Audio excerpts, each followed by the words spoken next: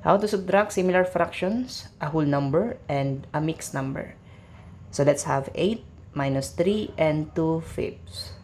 First, we have to rewrite the whole number as mixed number following the same denominator 5. Then, we will subtract the whole numbers and then also subtract the fractions. So from 8, it will become 7 and 1. So 1 as a whole number. Let's transform into a fraction following the same denominator 5. This will become 7 and 5 fifths. Minus, let's copy 3 and 2 fifths.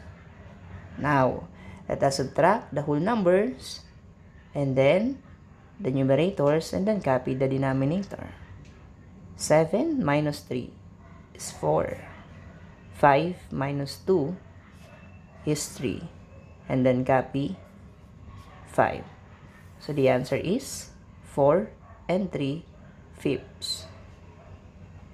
Now let's have another 20 minus 5 and 7 ninths.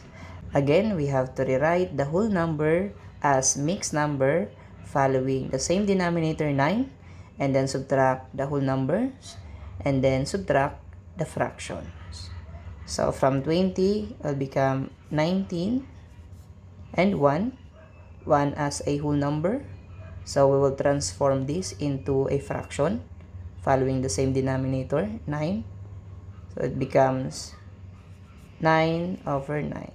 Then let's copy minus 5 and 7 ninths. Now let's subtract the whole numbers. 19 minus 5 is 14. Let us subtract the numerators. 9 minus 7 equals 2.